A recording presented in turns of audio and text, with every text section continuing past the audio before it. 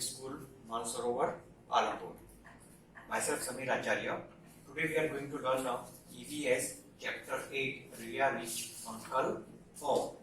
So, here is the date 29th May at night. Time is 10:25 p.m. After a long journey by train, we reached the Vapi. Mama's home is nearby the station.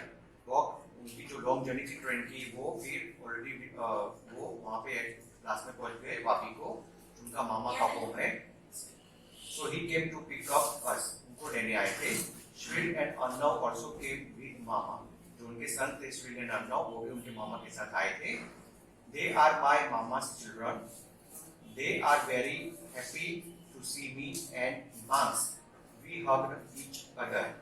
वो हमको देख के बहुत खुश हो गए और हमने दूसरे को हग किया. We hired 2 auto rickshaw from the station to reach Mama's home. I was feeling very sleepy. तो हमने 2 रिक्शा हायर की क्योंकि इतने सारे लोग थे इसलिए हम एक रिक्शा में नहीं आ रहे थे. तो मामा को घर पहुंचने के लिए हमने 2 रिक्शा हायर की और I was feeling very sleepy. जो जर्नी थी उसके कारण मुझे थोड़ा स्लीपी महसूस हो रहा था. I slept. After some time, mother woke me up. ठीक है, मैं थोड़ी देर के लिए सो गई. फिर मेरी मदर ने मुझे उठाया. Parents took bath and got ready. ठीक है, उन्होंने पेरेंट्स ने बात किया और वो रेडी हो गए. He marks and I also took bath and got ready. Thereafter, we sat together and had our meal. हमने सब नहा धो के फ्रेश हो गए. उन्होंने साथ में बैठ के मील लिया. Mama said, take a rest for some time, then we will go to Daman. मामा ने बोला कि अब थोड़ी देर के लिए रेस्ट कर लो, फिर हम थोड़ा टाइम के बाद दमन जाएंगे घूमने के लिए. आगे we got ready to go to Daman. Mama's family was also going to come with us. आप पिक्चर में देख रहे हो कि 2 ऑटो रिक्शा में वो जा रहे हैं घूमने के लिए. We reached bus station by auto rickshaw. तो बस से वो ऑटो रिक्शा तक पहुंच गए. From there by bus we reached at Jampur beach of Daman. तो बस से वो जम्पोर बीच तो दमन में पड़ता है वो वहाँ पे पहुंच गए. There was a crowd on the beach. वहाँ पे बहुत सारा क्राउड था जैसे पिक्चर में देख रहे हो.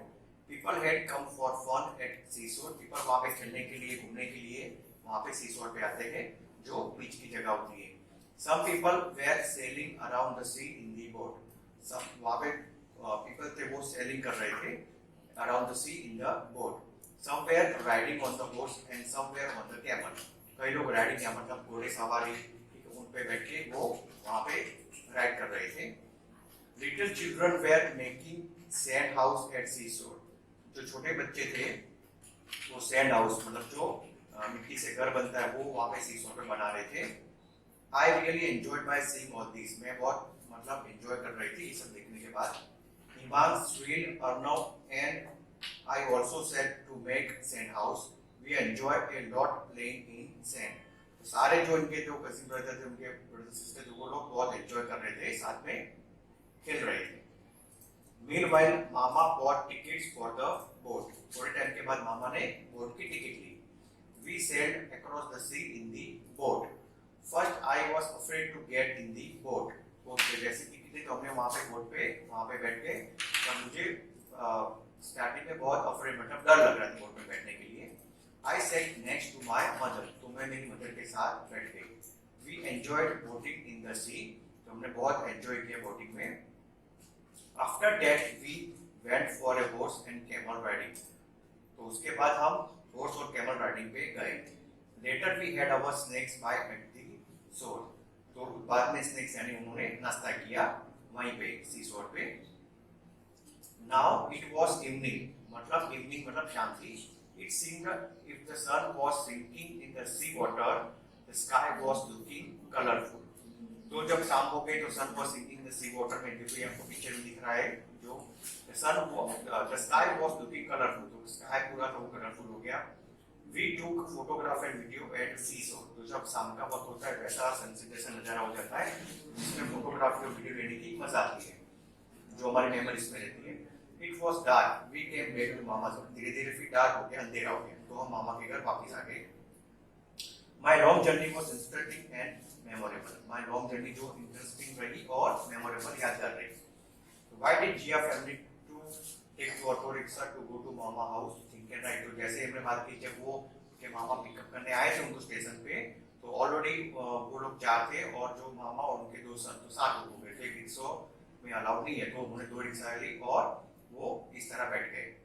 Have you ever visited any seashore? Which places? अगर आपने कोई seashore की ऐसे इसी टाइप की कोई दम की जगह पे गए हो तो आप लिख सकते हो दीव होता है हमारे गुजरात में, तो वो सब जगह पे गए हो और कौन कौन से प्लेस देखी you can write. At the seashore on what did Riya ride? तो रिया ने किस पे राइड किया? तो रिया ने कैमल और हॉर्स पे राइड किया. How many hours did Riya train take to reach Vapi from Gandhidham? तो कितना टाइम लिया? तो इधर टाइम उन्होंने लिया था 6 आवर 30 मिनट उनको लगा वापी टू गांधीधाम पहुंचने में. Name the vehicles in which we need to buy ticket to travel. तो कौन कौन से ऐसे व्हीकल है जिसमें हमको टिकट बाय करनी होती है? तो जैसे बोट होती है, स्टीमर होती है, जिसमें आपको टिकट लेनी पड़ती है. Sometimes at some places we need to take entry ticket. ठीक है भाई, तो एंट्री टिकट होती है, तो जैसे जू हो गया, वो सब में आपको टिकट लेनी पड़ती है. सर्कस होता है, वो सब में आपको टिकट लेनी पड़ती है. Look at the picture of the train ticket, find the information given below from the ticket and write. तो ये जो टिकट का जो पिक्चर दिया गया हुआ है उसमें जो इंफॉर्मेशन के क्वेश्चन रखे गए हैं, train number, date of journey, coach and seat number, fare of ticket, distance in kilometer, how many people travel, the ticket is for how many man and woman, सब कुछ इधर लिखा गया है. तो आप देखोगे पिक्चर में इधर ट्रेन नंबर है, ठीक है ना, 9037, वो आपको लिखना है.